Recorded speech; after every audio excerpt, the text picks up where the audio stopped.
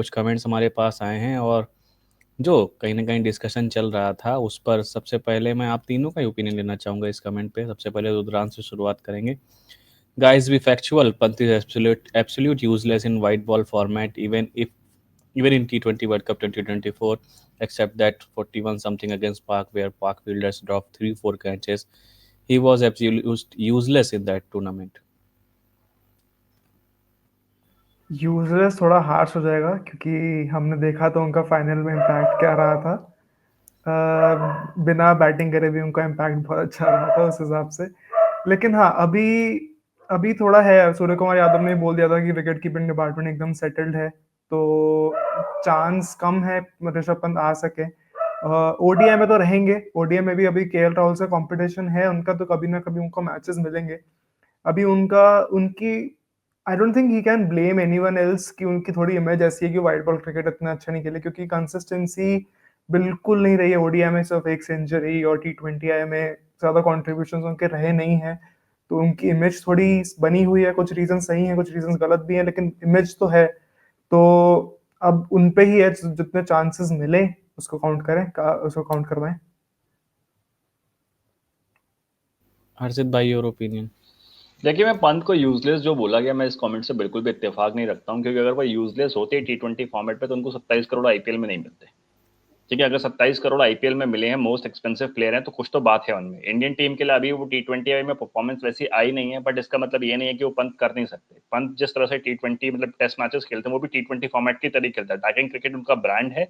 अभी तक जो हुआ, that is one sample size that you have, but to label somebody as useless, I don't agree with that. And Pant, as we all know, that he is a very destructive player. ठीक है, नए अभी गंभीर के under उन्होंने ज्यादा T20 matches खेले नहीं है, शायद एक भी नहीं खेला मुझे जहां तक याद है। तो जब इस नए मैनेजमेंट के साथ आएंगे, जब जहां पे टीम का टेम्पलेट एक ही आई, पहली बॉल से हिट करी और हमें बड़ा स्कोर बनाने को देखना, तो पंत का शायद अब टेम्पलेट बदलता हुआ देखेंगे। और जहां तक रही बात आईपीएल में, पंत अगर ओपन करते हैं या टॉप 1-2-3 में खेलते हैं लखनऊ सुपर जायंट्स का, तो एक नया रोल दिखेगा आपको। तो बहुत सारी चीजें चेंजेस होने वाली हैं, और पंत ने बोला भी है। देखिए, जब आप याद रखिए, जब पंत ने अपना करियर शुरू किया था, वो एज ओपनर ही खेलते थे। जब वो इंडियन सेटअप में आए, तब उन्हें मिडिल ऑर्डर खेलना पड़ा। उस प्लेयर के लिए खुद का जो उसको उसकी ओरिजिनल पोजीशन नहीं मिली, तो उसने अपना गेम चेंज किया। तो ऐसा नहीं है कि पंत को हम ये बोलते थे यूजलेस है, उसका इतना सैंपल साइज में इतना इनिंग्स है। Is a very top player, और वो क्या कर सकते हैं वो सबको पता है।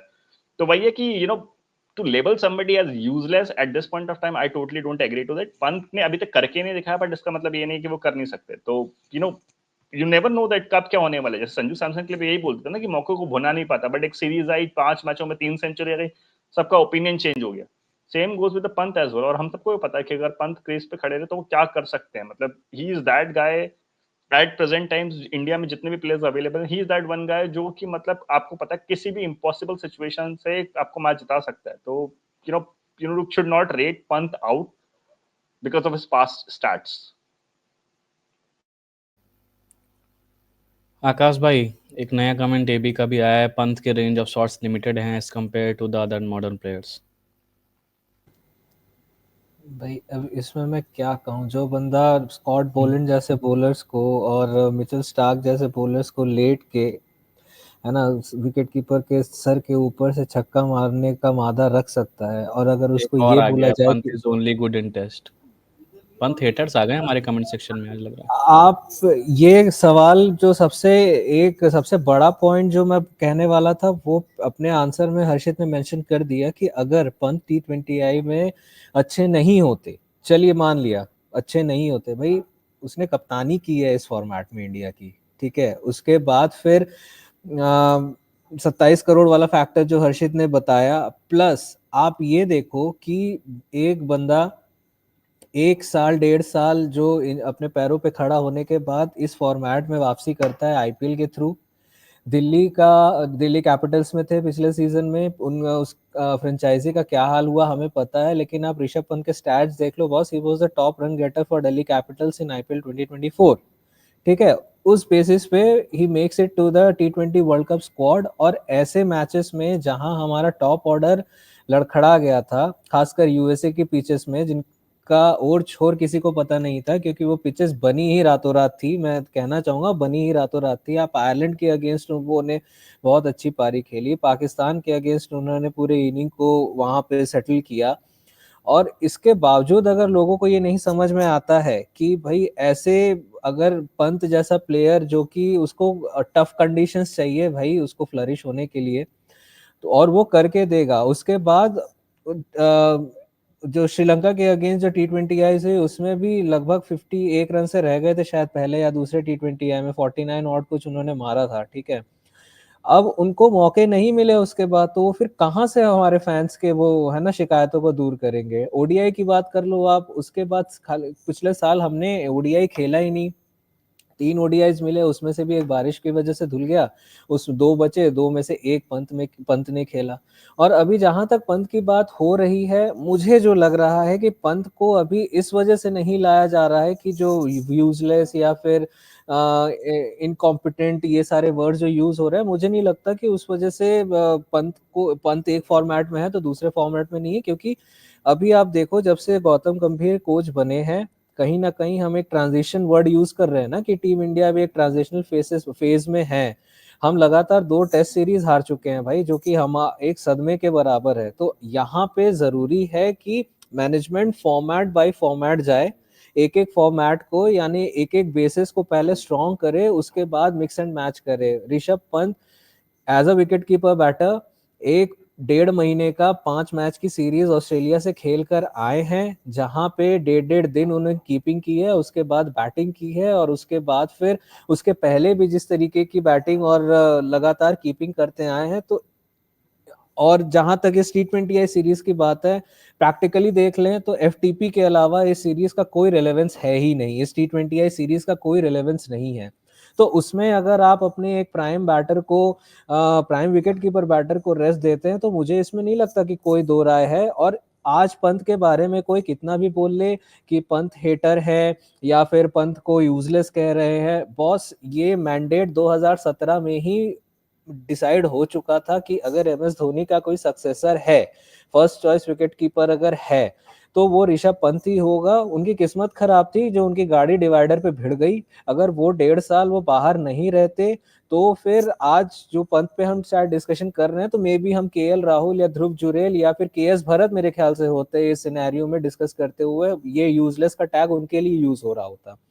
तो आप जो भी व्यूअर्स हमारे पंत को आज की डेट में यूजलेस कर रहे हैं, भाई वो लंबी रेस का घोड़ा है, ठीक है। जो बंदा अपने पहले डेब्यू इंग्लैंड सीरीज में सेंचुरी मार सकता है, डेब्यू ऑस्ट्रेलिया सीरीज में बड़े बड़े बॉलर्स को उनके घर पे जाके आड़ा तिरछा लेट के एक टांग पे खड़े होके छक्के मार सकता है, और उसके बाद आप उसके पास का ये बात कहो कि भाई आपके पास रेंज ऑफ नहीं है, तो मैं इस चीज से कंप्लीटली डिसएग्री करता हूँ। Because these are the batters you know who come out with different kind of shots, जिसको हमें डिफाइन करने में मुश्किल हो जाती है कि भाई अगर इस शॉट को हम एक वर्ड में डिफाइन करें तो किस तरीके से करें। क्योंकि वो कई सारे हर एक एंगल से वो शॉट अलग तरीके से दिखता है। तो जिनको लग रहा है कि उनके पास रेंज ऑफ शॉट्स नहीं है, तो आई थिंक उन्होंने ऋषभ पंत की वो इनिंग्स नहीं देखी है जिसकी वजह से आज उनकी इतनी बड़ी फैन फॉलोइंग है। और मुझे नहीं लगता इस चीज का उनपे कोई फर्क पड़ रहा होगा। और जहां तक रही, लोग अक्सर संजू सैमसन, हम भी अपने लाइव में इनफैक्ट संजू सैमसन वर्सेस ऋषभ पंत बात करते रहते हैं। तो यार 2015 में ऋषभ पंत के पहले से संजू सैमसन इस इंडिया टीम के हिस्सा है। अगर जिनको नहीं पता है तो प्लीज स्टैट चेक कर ले। नेपियर में भी जब उनका 50 या कुछ 100 जो लास्ट टू लास्ट ईयर आया था, है ना, तब संजू सैमसन के अपने वर्ड्स हैं कि भाई ऐसा लग रहा है कि न जाने मैं कितने सालों से खेल रहा हूँ, अब जाके ये सेंचुरी मेरे हाथ लगी है। तो भाई मौके मौके की बात है, जो टाइम पे मौका भुना लिया वो आगे अपना जगह बनाएगा। और संजू को कंसिस्टेंट चांस मिलना चाहिए, ये भी कह रहे हैं। भाई साहब कितने चांसेस दें, आप खुद बताइए।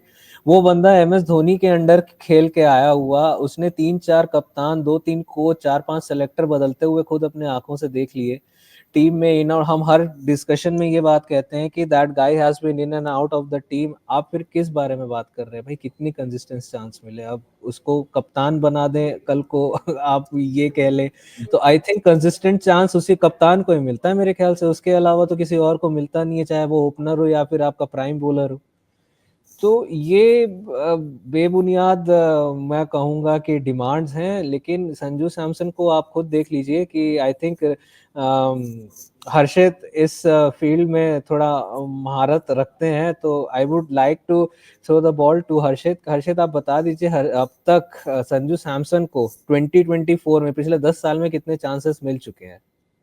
नहीं देखिएगा, आप काम बात कर रहे हैं कंसिस्टेंट चांसेस की, यार कितने कंसिस्टेंट चांसेस, पिछले 3 सीरीज से लगातार खेल रहे हैं ना। बट अगर आप देखो तो 3 सेंचुरीज के अलावा बाकी 10 में से 3 बांग्लादेश खेला, 4 साउथ अफ्रीका खेला, और आपने 2 इंग्लैंड खेलिए, 9 मैचेस हो गए, 9 में से 3 सेंचुरीज हटा दे, बाकी 6 इनिंग का क्या सक्सेस रेट अगर आप बात करते हैं तो 33.33 अगर कोई बच्चा एग्जाम में स्कोर करता है उसे फेल डिक्लेयर करा जाता है, ठीक है। तो ये कुछ है। अगर आप कंसिस्टेंसी की बात, ये कंसिस्टेंसी का क्या मतलब होता है? कंसिस्टेंट क्या ऋषभ पंत एक्स फैक्टर नहीं है?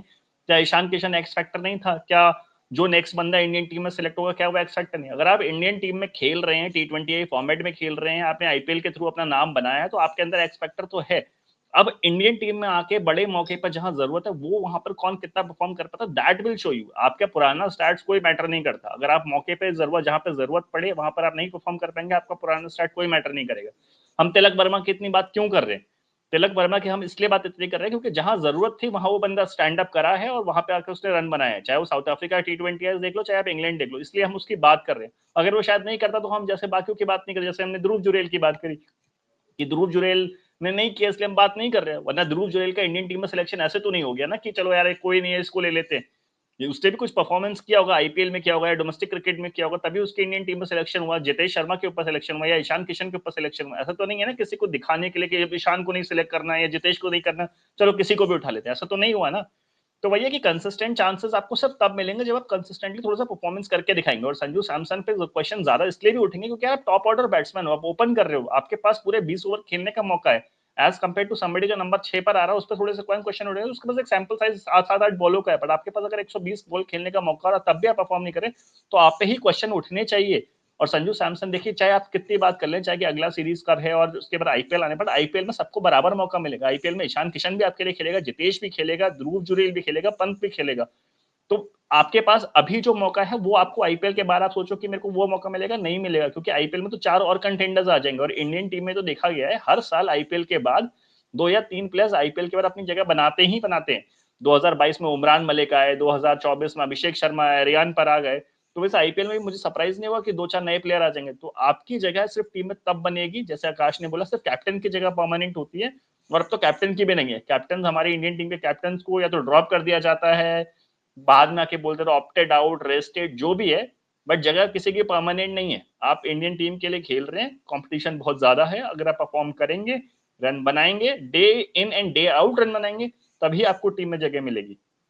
ये नहीं हो सकता कि मैंने एक मैच में रन बनाया और उसके वजह से मुझे टीम में खिलाया जाए, ऐसा नहीं होने वाला। ऐसा किसी के साथ नहीं हुआ है और होना भी नहीं चाहिए।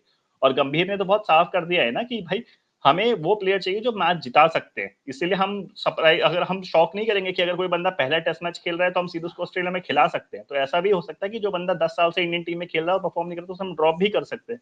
तो ये मैंडेट बहुत क्लियर है। अगर कोई ये सोच रहा है कि मेरे पास लॉरल्स की वजह से मुझे टीम में जगह मिलती रहेगी, तो ऐसा नहीं होने वाला है। आपको हर मौके पर परफॉर्म करना पड़ेगा, चाहे वो फिर कोई भी हो।